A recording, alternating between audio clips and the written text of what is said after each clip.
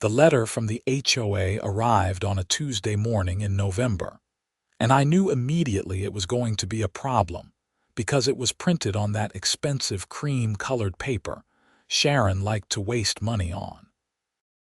I stood in my driveway in Bozeman, Montana, cold wind biting at my face as I tore open the envelope with hands already going numb from the morning chill. My name is Derek Quinn, and I own a small heating oil company called Quinn Energy Solutions. I had been supplying heating oil to the Meadowbrook Heights community for 8 years, ever since I started my business. The HOA used my services for their clubhouse, pool building, and administrative office, 3 facilities that required consistent heating through Montana's brutal winters. It was a good chunk of my business, steady and reliable, or at least it had been until Sharon Hendricks became HOA president 6 months ago. The letter was typical Sharon, all passive-aggressive language wrapped in fake politeness. She demanded, not requested, that I provide heating services to 2 additional facilities they had recently acquired, a tennis pavilion and a community storage building. The kicker was that she expected me to do it at my current rates, despite the fact that I would need to install new equipment, run additional delivery routes, and nearly double my service time in the community.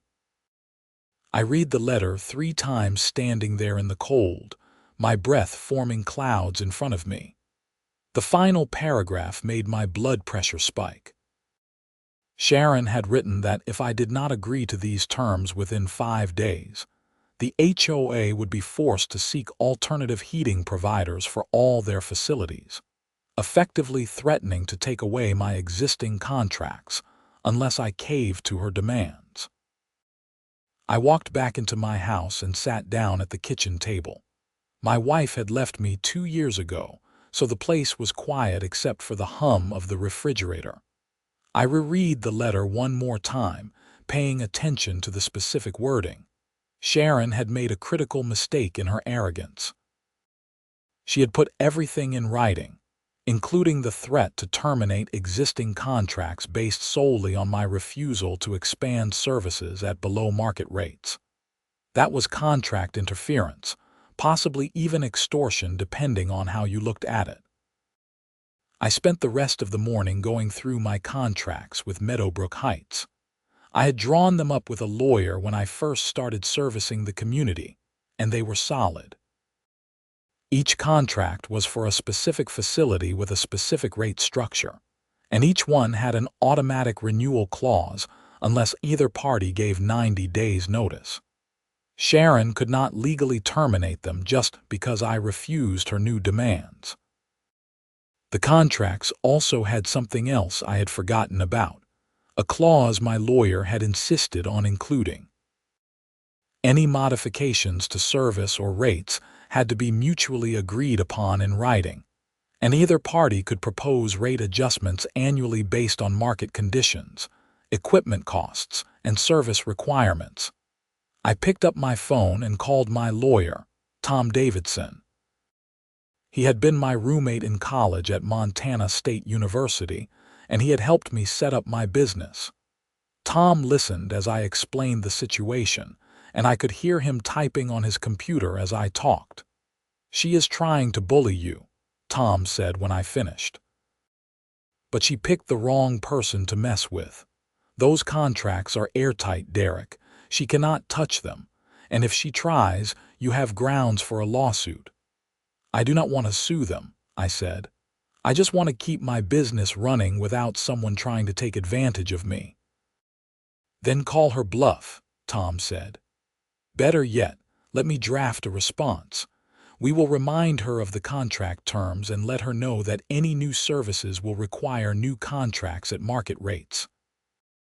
If she does not like it, she can find someone else for the new facilities, but your existing contracts remain in force." That sounded perfect to me. Tom sent me the draft response that afternoon, and I read it over carefully. It was professional and polite but firm. It outlined the terms of my existing contracts. noted that they could not be terminated without cause, and offered to provide quotes for the additional facilities at rates commensurate with the equipment installation and service requirements involved. I printed the letter on my company letterhead, signed it, and drove it over to the HOA office that evening. Sharon was there, sitting behind the reception desk like she owned the place. She was in her late 40s, with that haircut that seems to be standard issue for certain types of women, short and severely angled. She wore a blazer that probably cost more than my monthly truck payment. "Derek," she said when I walked in. Her voice dripped with false sweetness. "I was hoping to hear from you." "You did," I said, handing her the envelope. "That is my official response to your letter." She opened it right there in front of me, her eyes scanning the page. I watched her expression change from confident to confused to angry in the span of about 30 seconds. "This is unacceptable," she said, looking up at me. "The HOA board voted on this. We need those facilities heated and we need it at reasonable rates." "Those are reasonable rates," I said. "In fact, they are below what I would charge a new customer, but I need to install new tanks and burners. That costs money. I need to add another delivery day each week. That costs money and time. You are asking me to significantly expand my services and you want me to do it at a loss. That is not how business works." Sharon stood up, her chair scraping loudly against the floor. "We have been a loyal customer for 8 years, Derek. I would think you would want to keep our business." "I do want to keep your business," I said calmly. "That is why I am still servicing your existing facilities at our agreed-upon rates. But I am not going to expand services at rates that lose me money. If you want to find another provider for the new facilities, that is your choice. If you want to find another provider for everything, you have to give me 90 days notice according to our contracts." "We will see about that," Sharon said. "The board meets next Tuesday. I will be recommending we pursue legal action if you do not reconsider." "That is your right," I said. "My lawyer will be happy to respond." I left the office and drove home, my hands shaking slightly on the steering wheel. Confrontation was not my favorite thing, but I was not going to let Sharon push me around. I had built my business from nothing, working 70-hour weeks for the first 3 years, slowly building up my customer base and reputation. I was not going to throw it away because some HOA president thought she could bully me. The next week passed slowly. I continued my regular service to the Meadowbrook Heights facilities, and everything seemed normal. Then on Monday evening, Tom called me. "You need to see this," he said. "Check your email. Sharon just sent you a formal notice of contract termination." I pulled up my email on my laptop. Sure enough, there was a message from Sharon with an attached letter. She claimed that I was in breach of contract for refusing to provide adequate services to the community and gave me 30 days notice of termination for all 3 facilities. "Can she do that?" I asked Tom. "No," he said flatly. "She is making false claims of breach. You are providing exactly the services outlined in your contracts. This is retaliation for you not caving to her demands. We need to respond immediately, and we might need to consider legal action." "What kind of legal action?" "We send her a cease and desist letter first. We tell her that her termination notice is invalid, and that if she continues this harassment, we will file suit for breach of contract and intentional interference with business relations. We also inform her that we are documenting everything for potential legal action." Tom drafted the letter that night, and I sent it via certified mail the next morning. I also sent a copy to every member of the HOA board, which was public information available on the community website. If Sharon wanted to play hardball, I was going to make sure everyone knew what was happening. The HOA board meeting was scheduled for Tuesday evening, and as a business owner providing services to the community, I had the right to attend and speak during the public comment period. I showed up at 7 o'clock sharp, wearing my best dress shirt and carrying a folder with copies of all my contracts and correspondence. The meeting was held in the clubhouse, one of the buildings I heated. About 20 residents were scattered around the room, and the 5 board members sat at a table at the front. Sharon was in the middle, looking annoyed that I had shown up. The meeting started with standard business, approving minutes from the last meeting, discussing landscaping contracts, that sort of thing. Then they got to new business, and Sharon cleared her throat. "We need to discuss our heating services contract," she said. "As you all know, we have been working with Quinn Energy Solutions for several years. However, Mr. Quinn has refused to extend services to our new facilities at reasonable rates, and he has been uncooperative in negotiations." "That is not accurate," I said from my seat. Sharon glared at me. "You will have a chance to speak during public comment, Mr. Quinn." "Actually," said one of the other board members, a man named Robert Chen, "since this directly involves Mr. Quinn and his business, I think we should let him respond now." "What do you mean it is not accurate?" I stood up and walked to the front of the room. Sharon sent me a letter demanding that I provide heating services to 2 additional facilities at my current rates. My current rates do not account for the significant costs of installing new equipment and expanding my service schedule. I offered to provide quotes for the new facilities at fair market rates. Sharon then attempted to terminate my existing contracts in retaliation, even though those contracts explicitly state the terms for termination, and I am in full compliance with all of them. I opened my folder and pulled out copies of everything. I have copies of all contracts, all correspondence, and a letter from my attorney explaining why Sharon's attempted termination is invalid and potentially illegal. I am happy to provide copies to every board member. Sharon's face was turning red. "This is inappropriate. We are trying to do what is best for the community, and Mr. Quinn is being difficult." "I am trying to run a business," I said. "I have been providing reliable, affordable service to this community for 8 years. I have never missed a delivery. I have never had a service failure, but I cannot provide services at a loss, and that is what Sharon is asking me to do." Robert Chen reached out his hand. "Can I see those documents?" I handed him the folder, and he started going through it. The other board members leaned over to look as well. There was a long silence as they read through the contracts and letters. Finally, Robert looked up at Sharon. "Did you consult with the board before sending that termination letter?" "I was acting in the best interest of the community," Sharon said. "That is not what I asked." "Did you consult with us?" Sharon crossed her arms. "No, I did not think it was necessary." "You cannot terminate contracts without board approval," said another board member, a woman named Patricia Moore. "That is in our HOA bylaws. Any contract over $5,000 requires a board vote." "I was planning to bring it to a vote tonight," Sharon said. "After you already sent the termination letter," Robert said. "That is not how this works, Sharon." The meeting devolved from there. The board members argued among themselves while the residents in attendance watched with obvious interest. I stood quietly to the side, letting them sort it out. After about 20 minutes, Robert called for order.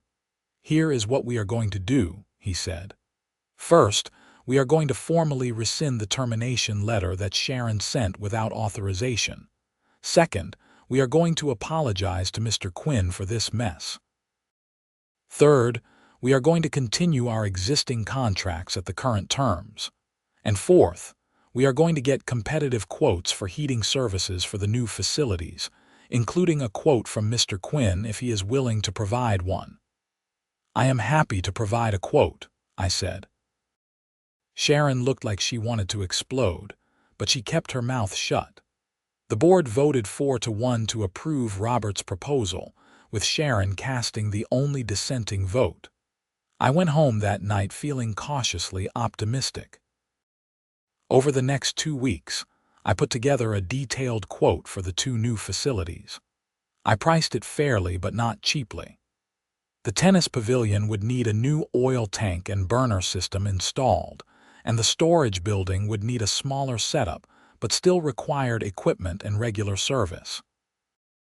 My quote came in at about 30% higher than my rates for the existing facilities, which reflected the additional work involved.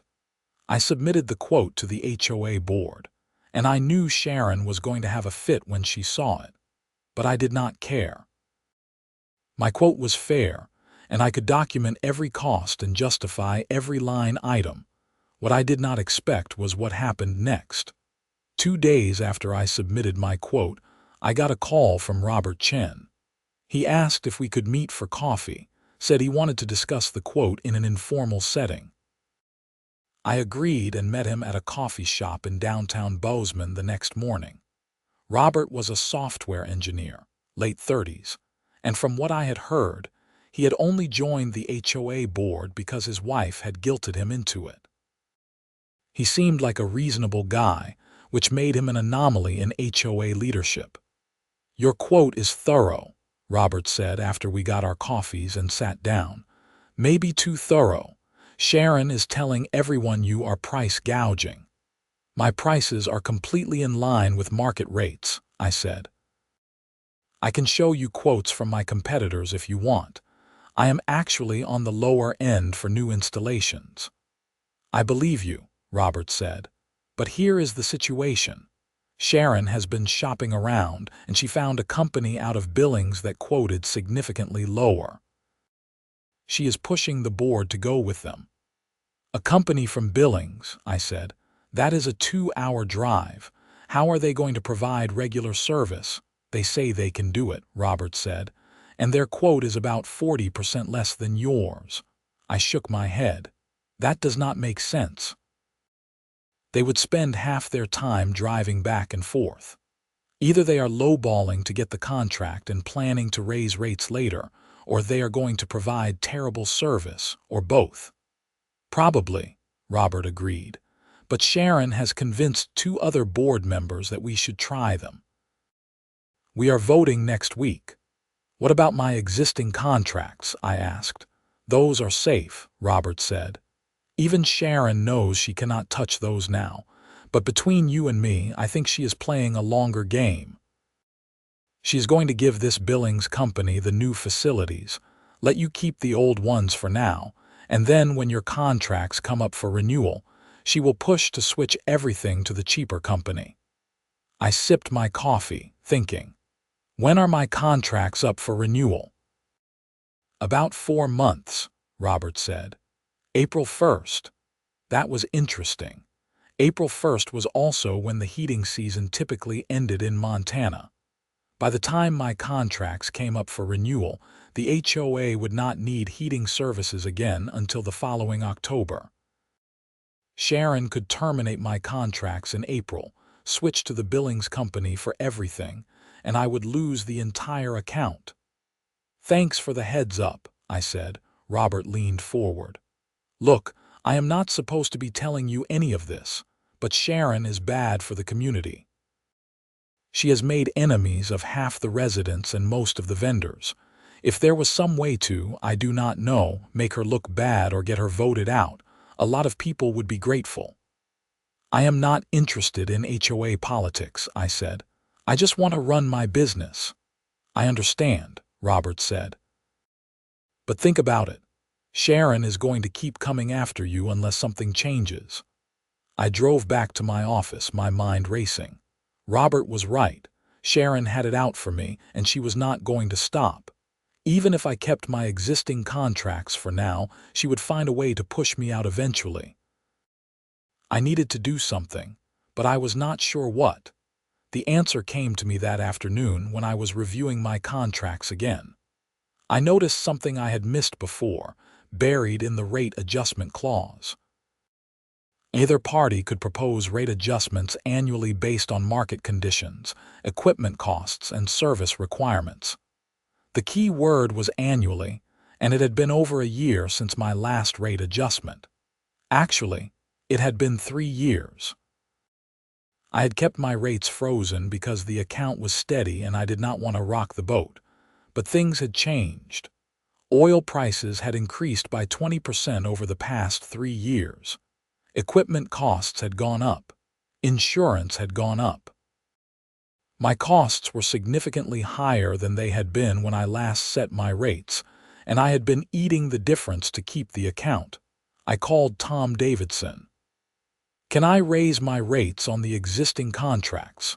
"Let me look at the language," Tom said. I heard him typing. "Yes, you can propose rate adjustments annually based on market conditions and costs. Have you done that recently?" "Not in 3 years." "Then you are definitely within your rights. You would need to provide documentation of increased costs and give them 30 days notice of the new rates. They can either accept the new rates or exercise their right to terminate with 90 days notice." "What if I tripled the rates?" There was a pause. "Tripled? That is aggressive. You would need to justify it." "What if I could?" "Then legally you could do it." "But Derek, that would probably end the business relationship." "Is that what you want?" I thought about it. Sharon was trying to squeeze me out anyway. The Billings company was going to get the new facilities, and Sharon would push to replace me entirely when the contracts came up for renewal. I was going to lose the account no matter what I did. But if I tripled my rates now, I could at least make some serious money for the next 4 months. And if the HOA accepted the new rates, which they might have to in order to keep their facilities heated through the winter, I would be fairly compensated for years of undercharging them. "Send me the documentation requirements," I said to Tom. "I want to do this right." Over the next week, I put together the most thorough rate adjustment proposal I had ever created. I documented every cost increase over the past 3 years. I showed market comparisons with other heating companies. I detailed equipment maintenance costs, insurance increases, fuel cost increases, and labor cost increases. I showed that my current rates were actually below market value by about 40%. Then I proposed new rates that were roughly 3 times my current rates, which brought me to about 20% above market average. I justified the premium by noting my reliability, my local presence, and my established equipment already installed at their facilities.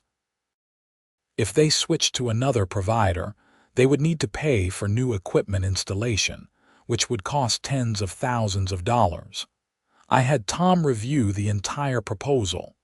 He made a few suggestions, and we revised it until it was bulletproof. Then I sent it via certified mail to the HOA board with a 30-day notice period. Sharon called me within an hour of receiving it. She was screaming so loudly I had to hold the phone away from my ear. "This is insane," she yelled. "You cannot just triple your rates."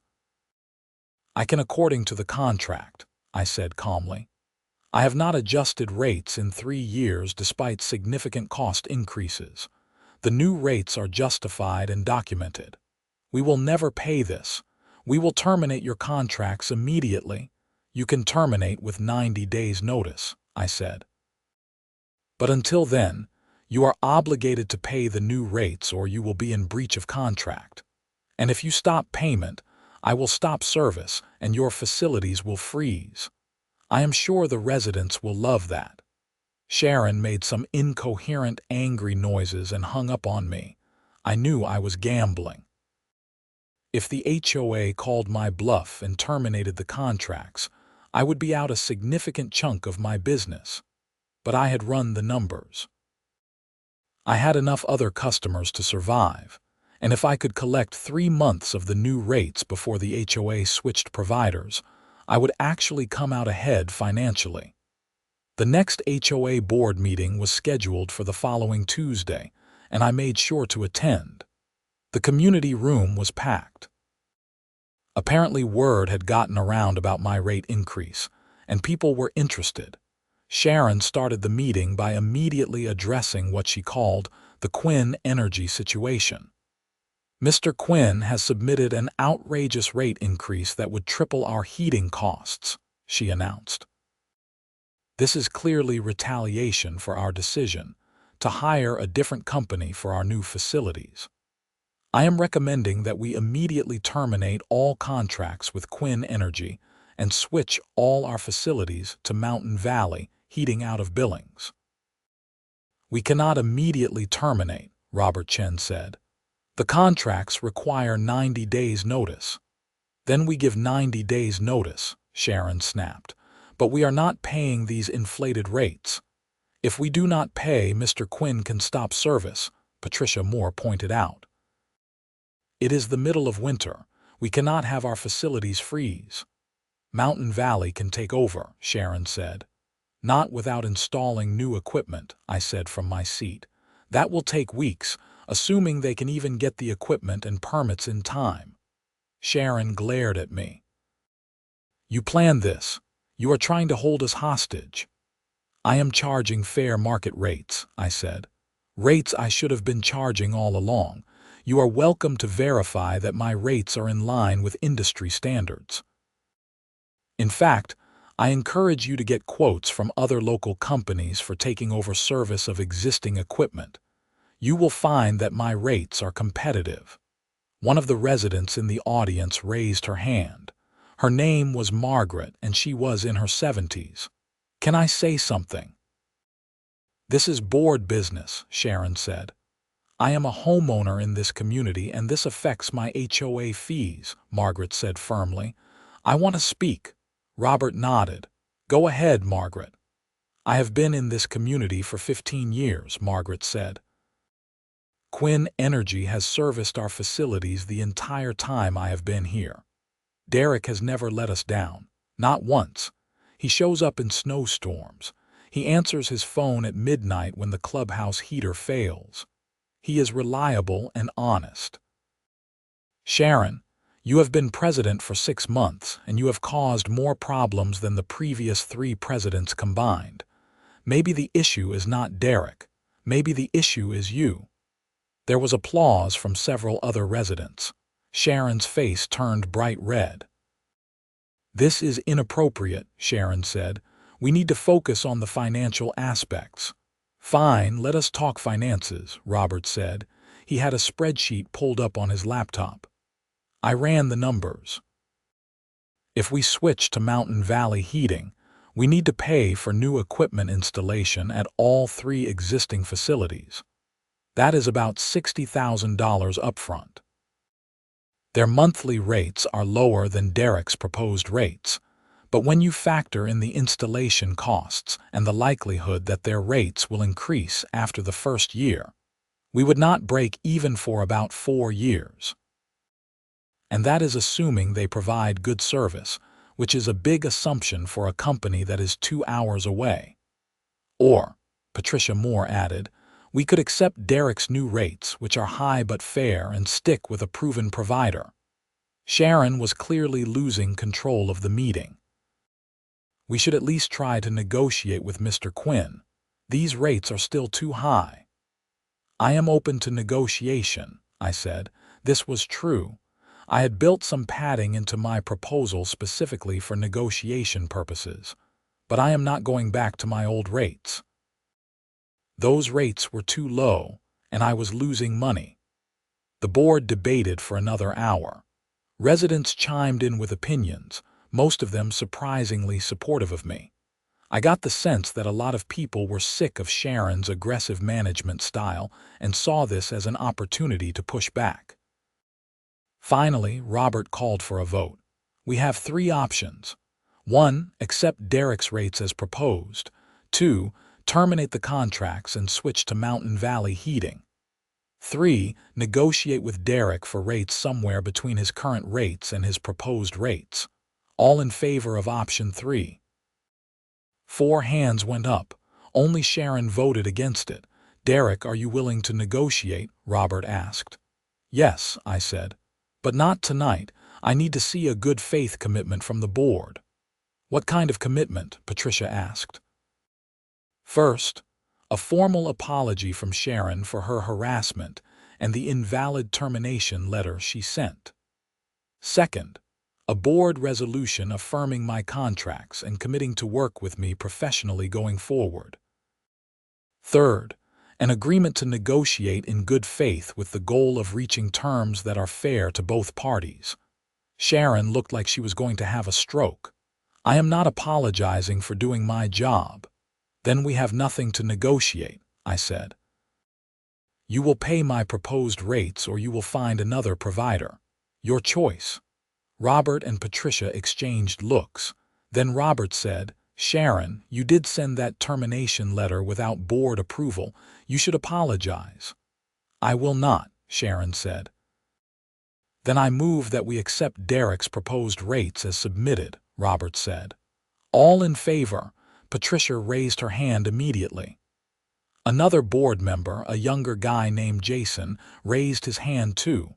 That was 3 votes. "Motion carries," Robert said. "Derek, we accept your proposed rates effective 30 days from your notice." Sharon stood up so fast her chair fell over backward. "This is ridiculous. I will not oversee a budget that wastes money like this." "Then maybe you should resign," Margaret called out from the audience. There was a chorus of agreement from other residents. Sharon looked around the room, her face flushed with anger and embarrassment. Then she grabbed her bag and stormed out of the meeting. The room erupted in conversation. Robert banged his gavel, trying to restore order. Eventually, people calmed down enough for the meeting to continue, but Sharon never came back. I left the meeting feeling strange. I had won, I guess. The HOA was going to pay my rates. But I also knew this was not over. Sharon was not the type to just accept defeat. I was right. 2 days later, I received a cease and desist letter from a lawyer representing Sharon personally, not the HOA. The letter claimed I had defamed Sharon's character at the board meeting and damaged her reputation in the community. It demanded a written apology and threatened legal action. I forwarded it to Tom Davidson, who called me back laughing. "This is nonsense," Tom said. "You did not defame her. You stated facts about her actions. And even if you had said something defamatory, truth is an absolute defense. This is just Sharon throwing a tantrum." "Should I respond?" I asked. "I will respond," Tom said. "I will tell her lawyer that the letter is frivolous and that any actual lawsuit will be met with a countersuit for abuse of process. That should make them go away." Tom was right. We never heard anything more about the defamation claim. But Sharon had other tricks up her sleeve. The following week, I showed up for my regular service delivery to the clubhouse.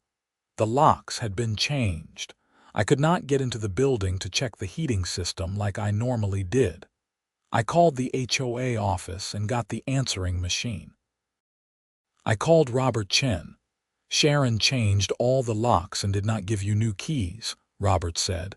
"That is ridiculous. Give me an hour. I will sort it out." Robert called me back 45 minutes later.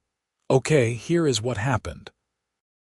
Sharon told the maintenance guy that we were switching heating companies and had him change the locks. She did not tell anyone else. I just had a very awkward conversation with her where I reminded her that she does not have unilateral authority to make these decisions, and that she is creating liability for the HOA if your contract requires facility access, and she is preventing you from performing your duties. "Did she give you keys?" I asked. "She says she will have them ready for you tomorrow." "That is not good enough, Robert. I need to check the system today. If something is wrong and the building freezes, the HOA is going to blame me even though you prevented me from doing my job." Robert sighed. "Hang on, let me call you back." 20 minutes later, Robert showed up at the clubhouse with a ring of keys. He looked annoyed and tired. "Here," he said, handing me the keys. "These are my copies. Get the building checked and let me know if there are any issues. And Derek, document everything. Take photos, make notes, keep records. I think Sharon is trying to set you up to fail so she can blame you and justify breaking the contract." "Thanks, Robert," I said. "I appreciate you keeping things sane." "Someone has to," Robert said. "Half the board wants Sharon to resign, but she refuses. And technically, we cannot force her out unless she violates the HOA bylaws in a way that is clearly documented." I went into the clubhouse and checked the heating system. Everything was fine, running smoothly. I took photos of the gauges and settings, documented the oil levels, and made detailed notes of my inspection. Robert was right. I needed to document everything. Over the next month, Sharon continued her campaign of petty harassment. She scheduled HOA events at the exact times I was supposed to do maintenance, then complained that I was disrupting community activities. She sent me nasty emails questioning my work, claiming she had received complaints about inconsistent temperatures, even though I had not received any service calls. She tried to require me to get written approval before entering HOA facilities, which would have made routine maintenance impossible. Each time, I documented everything and had Tom send professional responses pointing out that Sharon's actions were interfering with my ability to perform my contractual duties. Each time, Robert or Patricia had to step in and overrule Sharon's decisions. The residents were getting fed up. I heard through the grapevine that a petition was circulating to recall Sharon from the board, but it needed a certain percentage of homeowners to sign, and there was some confusion about the exact process. Then came the incident that finally brought everything to a head. It was mid-January, the coldest part of the Montana winter. Temperatures had been below zero for a week straight. I was making extra rounds to all my customers, checking systems and making sure everyone stayed warm. I drove to the Meadowbrook Heights clubhouse for a routine check on a Wednesday afternoon. The parking lot was empty, which was normal for a weekday afternoon in the winter. I let myself in with my keys and immediately knew something was wrong. The building was freezing cold. I hurried to the mechanical room and found the heating system shut off. Not just turned down or on a setback schedule, but completely shut off. The emergency shut-off switch had been thrown and there was a padlock on it. I immediately called Robert. "The heating system at the clubhouse is shut off and padlocked. Do you know anything about this?" "What? No. Why would we shut it off? I do not know, but if it stays off much longer, the pipes are going to freeze and burst. We are talking tens of thousands of dollars in damage." "Can you override it?" Robert asked. "Not without cutting the padlock, and if I do that without authorization, Sharon will probably accuse me of vandalism or destruction of property." "Hang on," Robert said. I could hear him making another call. "I am calling Patricia. We need emergency authorization." I stood in the cold mechanical room, watching my breath steam in the air. The temperature in the building had already dropped to around 40 degrees. The pipes were not in immediate danger yet, but they would be in a few hours. Robert called me back 5 minutes later. "Cut the lock. You have authorization from me and Patricia. That is 2 board members. It is enough for an emergency decision. Do you have something to cut it with?" "I have bolt cutters in my truck," I said. "But Robert, why was it locked in the first place? Who did this?" "I have a pretty good idea," Robert said grimly. "Cut the lock and get the heat back on. I am calling an emergency board meeting for tonight." I cut the padlock and restored power to the heating system. The burner kicked on immediately, and I spent the next hour checking the entire system to make sure there was no damage. Everything seemed okay, but it had been close. I took photographs of everything. The cut padlock, the emergency switch, the temperature readings, the thermostat. Then I wrote up a detailed incident report. The emergency board meeting that night was intense. I showed up with my documentation, and Robert started the meeting by explaining what had happened. Someone shut off the heating system at the clubhouse and padlocked it, Robert said. If Derek had not discovered it this afternoon, the pipes would have frozen and burst. We would be looking at massive damage and potentially tens of thousands of dollars in repairs. Who did it? Patricia asked, although her tone suggested she already knew. I did, Sharon said calmly. The HOA is paying outrageous rates for heating services. I was running a test to see if the building really needs to be kept at such high temperatures. It is a waste of money. The room went silent. Everyone just stared at Sharon. Finally, Robert spoke. Sharon, you shut off the heat in a building in Montana in January to save money. It was an experiment, Sharon said. The building is not used most weekdays. There is no reason to heat it to 70 degrees when nobody is there. We have setback thermostats for that, I said. The system automatically lowers the temperature when the building is not in use and raises it before scheduled events. That is standard, but you cannot just shut the heat off completely. The pipes will freeze. I was monitoring it, Sharon said. For how long? Patricia demanded. When did you shut it off? Sharon hesitated. Monday night. Monday night, Robert repeated. Sharon, that was 2 days ago. You shut off the heat for 2 days in below-zero weather. I had it under control, Sharon insisted. No, you did not, I said. The building temperature was down to 40 degrees. By tonight, it would have been below freezing. The pipes would have burst.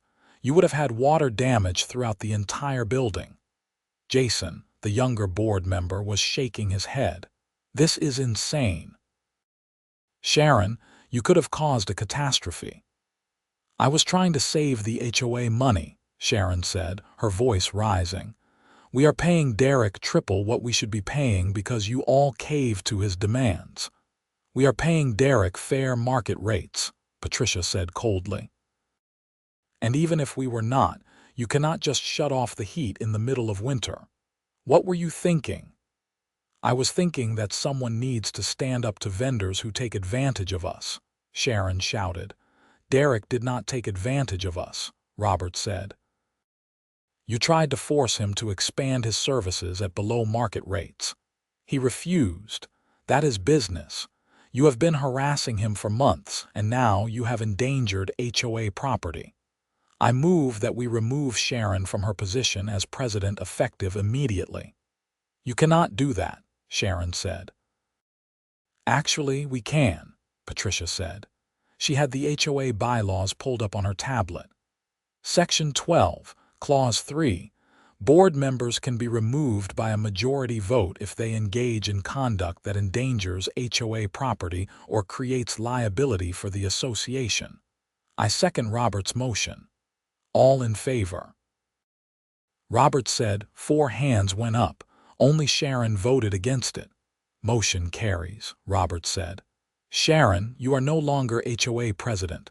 Please turn over all HOA property, including keys, documents, and records, by end of business Friday. Sharon stood up, trembling with rage. This is not over. I will sue all of you. I will sue the HOA. I will sue Derek. You have not heard the last of this. She stormed out of the meeting for the second time in 2 months. The room stayed quiet for a moment after she left. Then Patricia said, Robert, we need to talk about pressing charges. Charges. I said, what Sharon did could be considered vandalism or reckless endangerment of property, Patricia explained. She deliberately damaged HOA property, or at least created conditions that would have led to damage. The HOA could potentially file a police report. Let us see what happens over the next few days, Robert said. If Sharon returns the HOA property and goes away quietly, maybe we let it go. If she makes more trouble, we revisit the issue. I went home that night exhausted. The situation had spiraled way beyond what I had expected. All I wanted was to be paid fairly for my work, and somehow it had turned into a full-scale war with the HOA president. Sharon did not return the HOA property by Friday. She did not return it the following week either. Robert had to change all the locks on HOA facilities again and cancel the HOA credit cards because Sharon refused to return them.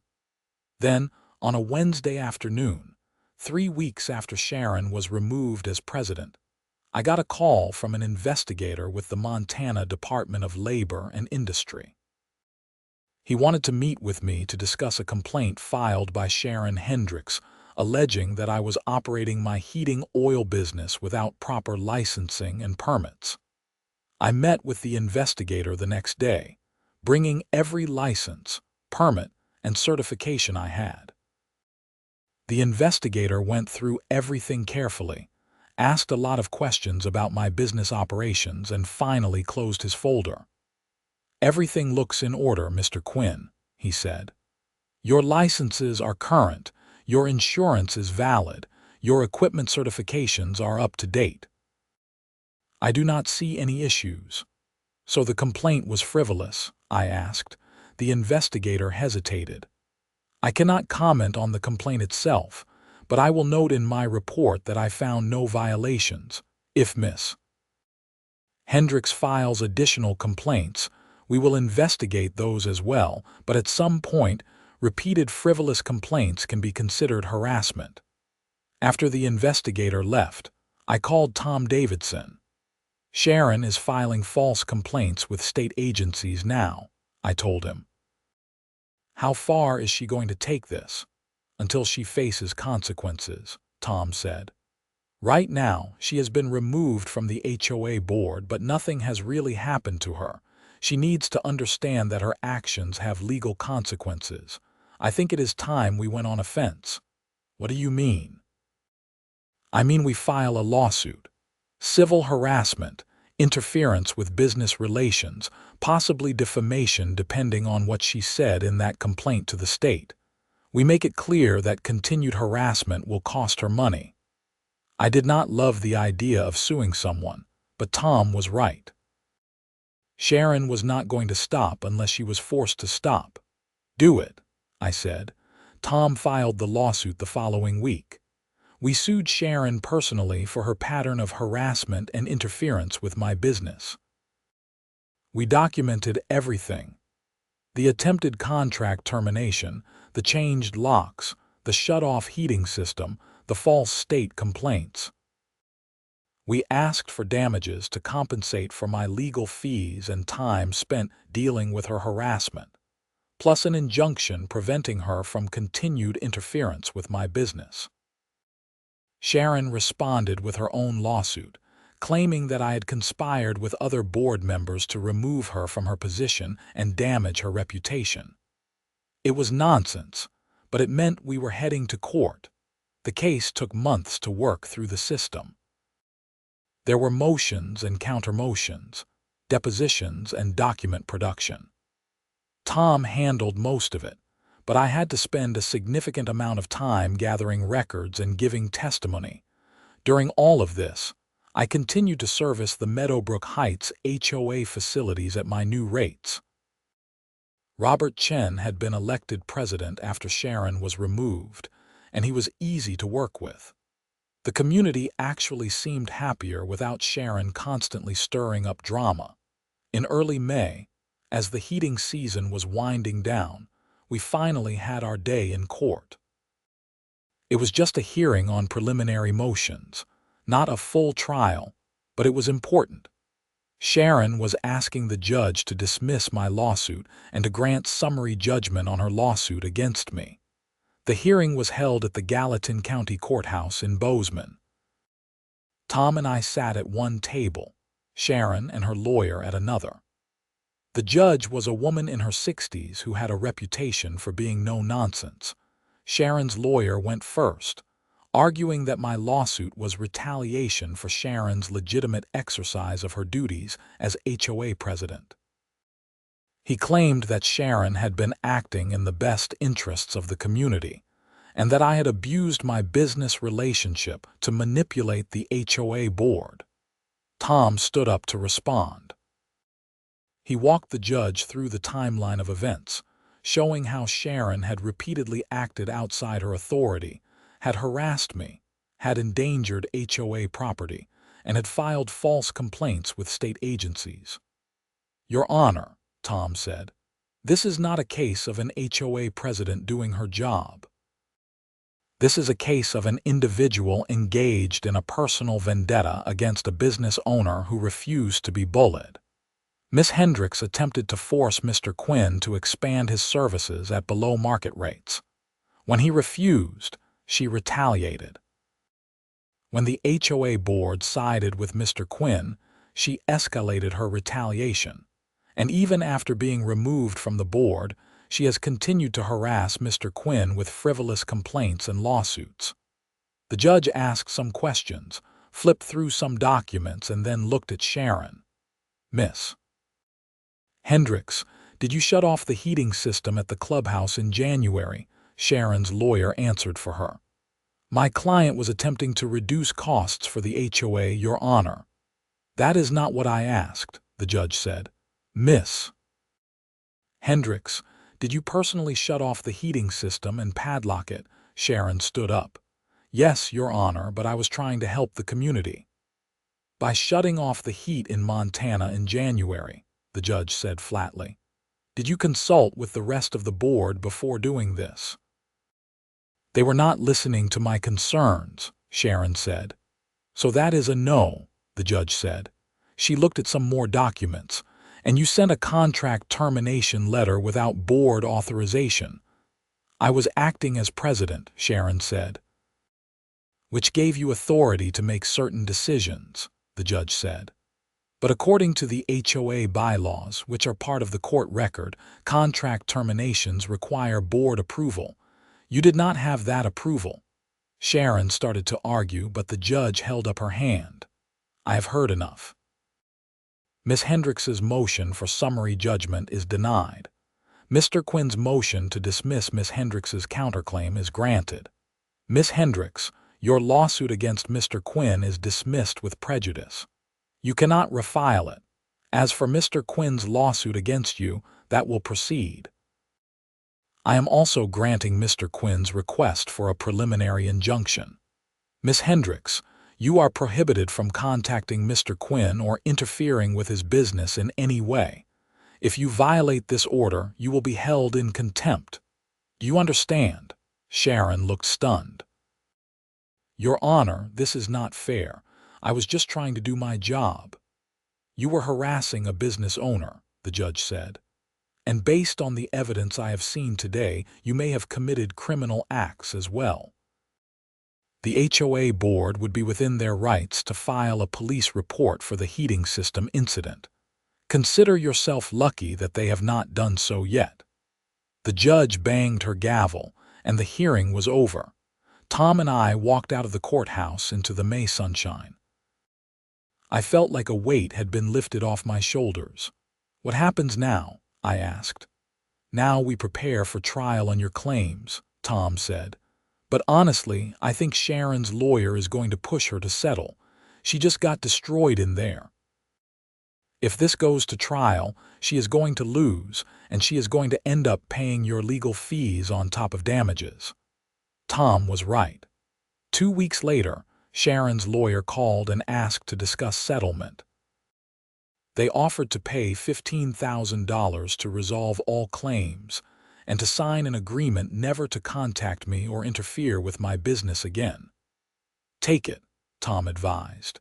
"You could maybe get more at trial, but trials are unpredictable. This gets you compensation for your legal fees and time, and more importantly, it gets Sharon out of your life permanently." I agreed to the settlement. The papers were signed in early June, and that was the end of Sharon Hendricks as far as I was concerned. But there was still one more piece to the story. In July, I got a call from Robert Chen. He sounded excited. "Derek, you need to come to the next HOA meeting. We have something to discuss that you are going to want to hear." I showed up to the meeting the following Tuesday. The room was full of residents, and everyone seemed to be in a good mood. Robert called the meeting to order and got through the standard business quickly. Then he got to new business. As you all know, we removed Sharon Hendricks from the board earlier this year due to her mismanagement and reckless behavior. What you may not know is that we have been auditing the HOA finances to make sure everything was in order. Robert pulled up a spreadsheet on the projector. We found some irregularities. Sharon had been approving payments to vendors that did not exist, and the money was going into an account controlled by her. Over the course of her 6 months as president, she embezzled approximately $35,000 from the HOA. There was a collective gasp from the audience. "We contacted the police," Patricia Moore added, "and we have been working with the prosecutor's office. I can now announce that Sharon Hendricks was arrested yesterday and charged with theft and embezzlement. She is looking at serious prison time if convicted." The room erupted in conversation. I sat there stunned. I had known Sharon was vindictive and petty, but I had not realized she was also stealing from the HOA. After the meeting, Robert pulled me aside. "I wanted you to hear it officially. Sharon is done. She is facing criminal charges, and from what the prosecutor told us, the evidence is overwhelming. She kept terrible records, probably because she did not think anyone would check." "I almost feel bad for her," I said. "Almost. Do not," Robert said. "She made her choices. She could have just worked with you professionally. Instead, she decided to bully you and steal from the community. Now she is facing the consequences." I drove home that night thinking about the past 8 months.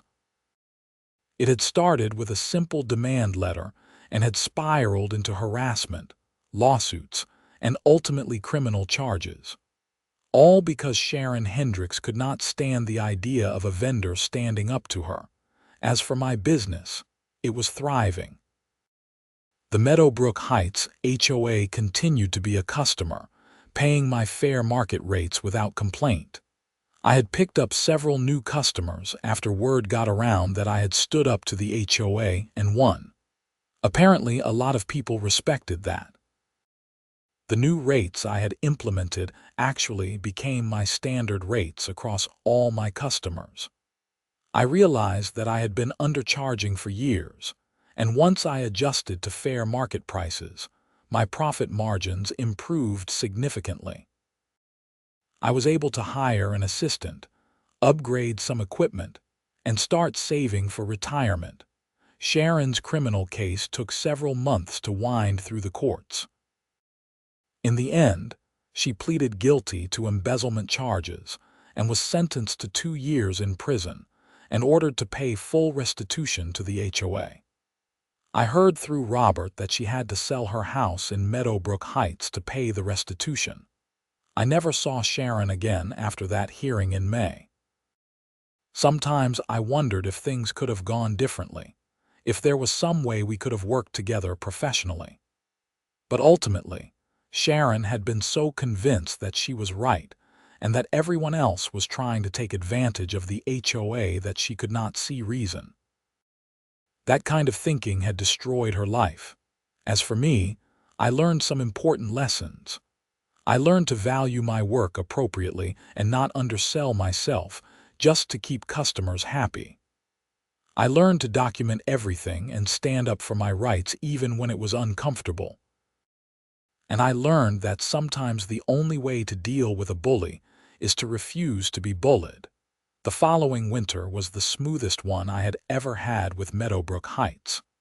Robert ran the HOA efficiently and professionally. When I proposed a modest rate increase to account for fuel cost increases, the board approved it without drama. We had a good working relationship based on mutual respect. One evening in December, almost a year after the whole mess had started, I was doing a routine maintenance check at the clubhouse. Robert happened to be there setting up for a holiday party. "Derek, glad I ran into you," he said. "I wanted to thank you." "For what?" I asked. "For standing up to Sharon. A lot of vendors just cave when the HOA makes unreasonable demands because they do not want the hassle. You stood your ground, and it exposed Sharon's incompetence and corruption. If you had just given in to her demands, she would probably still be president, still stealing from the HOA, still making everyone's lives miserable." "I was just trying to run my business," I said. "I know," Robert said. "But sometimes doing the right thing for yourself ends up being the right thing for everyone." I finished my maintenance check and drove home through the snowy streets of Bozeman. Robert was right. Standing up to Sharon had been scary and stressful, but it had been the right thing to do. Not just for my business, but for the community too. The story could have ended there, but there was one final twist. In February, about 14 months after Sharon sent me that first demand letter, I received a letter in the mail from the Montana State Prison. It was from Sharon. I almost threw it away without reading it, but curiosity got the better of me. I opened it and found a handwritten letter. "Dear Derek," it began. "I am writing to apologize for my actions. I have had a lot of time to think about what I did and why I did it. I was wrong. I was so focused on proving that I was a good HOA president, on saving money and running things efficiently, that I lost sight of basic decency and fairness. I tried to bully you into giving me what I wanted, and when that did not work, I lashed out. I am sorry." The letter went on for 2 pages. Sharon talked about how prison had given her perspective, how she had been seeing a counselor who helped her understand her controlling behavior, how she planned to rebuild her life when she got out. "I do not expect you to forgive me," the letter concluded. "I just wanted you to know that I recognize what I did was wrong. You were right to stand up to me. I wish you all the best with your business. Sincerely, Sharon Hendricks." I read the letter twice, then folded it up and put it in a drawer. I did not know if Sharon's apology was genuine or just something her lawyer had told her to do. But either way, it was over. I never responded to the letter. Sharon had caused me months of stress and cost me thousands of dollars in legal fees. An apology did not change that. But I did not feel angry anymore either. Mostly, I just felt relieved that it was done. Life moved on. My business continued to grow. The Meadowbrook Heights HOA continued to be a good customer. I eventually met a woman named Felicia Rodriguez at a small business networking event, and we started dating. She owned a landscaping company and had her own stories about difficult customers and HOA drama. Felicia and I got married 2 years later in June, and our wedding reception was held at the Meadowbrook Heights Clubhouse, heated by systems I maintained. Robert Chen gave a toast where he joked about the importance of fair business practices and standing up to bullies. Everyone laughed, but there was also truth in the humor. Looking back on the whole experience, I realized that Sharon's demand letter had actually been a blessing in disguise. It forced me to take a hard look at my business practices, to value my work appropriately, and to stand up for myself. It was not pleasant at the time, but it made me a better business owner and ultimately led to greater success. The tripled rates that had seemed so outrageous when I first proposed them became my standard, and my business was more profitable than ever. I expanded my customer base, hired 3 employees, and bought a second delivery truck. Quinn Energy Solutions went from being a struggling one-man operation to a thriving small business. And through it all, I kept servicing those HOA facilities in Meadowbrook Heights, the same facilities that Sharon had tried to use as leverage against me. Every time I drove through that community to make a delivery or do maintenance, I thought about how close I had come to giving in to Sharon's demands just to avoid conflict. If I had done that, I would have lost money, lost respect for myself, and enabled Sharon to continue her pattern of bullying and corruption. Instead, by standing firm and demanding fair compensation for my work, I had not only saved my business but had inadvertently helped expose corruption and improve the community. It was not the outcome I had expected when I first read that demand letter on a cold November morning, but it was a good outcome nonetheless. The last time I saw anything related to Sharon was about 3 years after she went to prison. I was at the hardware store buying supplies when I ran into Margaret, the elderly resident who had spoken up for me at that contentious board meeting. "Derek," she said, smiling, "I was hoping to run into you. Did you hear that Sharon got out of prison last month?" "No," I said. "I did not know." "She moved to Idaho," Margaret said. "Boise, I think. She is working as a bookkeeper, ironically enough. I heard she is doing well, staying out of trouble." "Good for her," I said, and I meant it. I did not wish Sharon ill. I just wanted her out of my life, and apparently she felt the same way. "The community is still doing great," Margaret continued. "Robert is still president. We have not had any drama since Sharon left. It is actually kind of boring now in the best possible way." I laughed. "Boring is good for an HOA." "It really is," Margaret agreed. "And Derek, I wanted to thank you again for standing up to her. A lot of people would have just given in. You did not, and the whole community is better for it."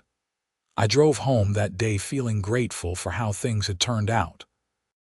The whole experience with Sharon and the Meadowbrook Heights HOA had been difficult, but it had taught me valuable lessons about business, about standing up for yourself, and about the importance of fair dealing and mutual respect. My company continued to thrive. Felicia and I bought a house and started talking about kids. Life was good, and I had learned that sometimes the biggest challenges lead to the best outcomes, as long as you have the courage to stand your ground and do what is right. The heating systems in Meadowbrook Heights continued to run smoothly, winter after winter, keeping the community warm and comfortable. And every time I serviced those systems, I remembered the battle that had started with a simple demand letter and ended with criminal charges, lawsuits, and ultimately, justice.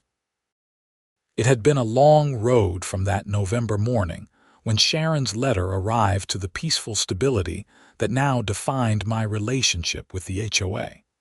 But it had been worth it. I had built a successful business, found love, and learned that standing up to bullies, even when it is scary and difficult, is always the right choice.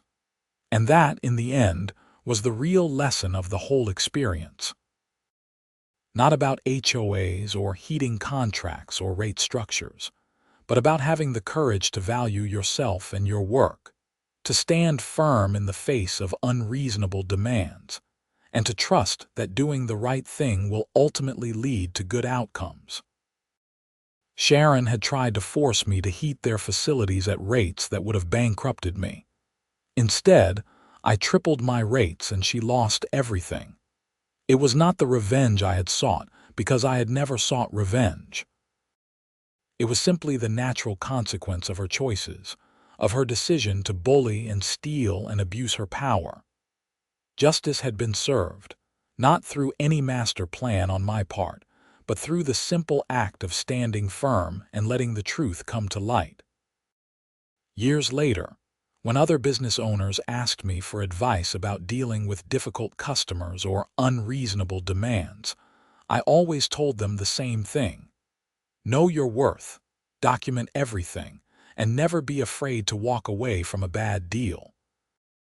Life is too short to let bullies push you around, and business is too important to accept terms that will destroy you just to avoid conflict. The story of Sharon Hendricks and the Meadowbrook Heights HOA became something of a legend in Bozeman's small business community. It was a cautionary tale about the dangers of HOA overreach an inspiring story about standing up for yourself. I never set out to be anyone's hero, but apparently that was how some people saw it. For me, it was simpler than that. I was just a guy trying to run a heating oil company who refused to be pushed around, and who got lucky that the truth came out before Sharon could do more damage. The tripled rates, the lawsuit, the criminal charges, they were all just dominoes falling after that initial decision to stand firm and demand fair compensation for my work. And in the end, that was enough. My business thrived, the community benefited, and justice was served. It was not a Hollywood ending with dramatic confrontations and perfectly timed revelations. It was a real-world ending where persistence, documentation, and simple fairness won out over bullying and corruption. The Meadowbrook Heights clubhouse still stands, warm and comfortable through every Montana winter, heated by systems I maintain. And every time I walk through that door to do my work, I remember that sometimes the best way to win is simply to refuse to lose, to stand your ground, and to trust that the truth will eventually prevail.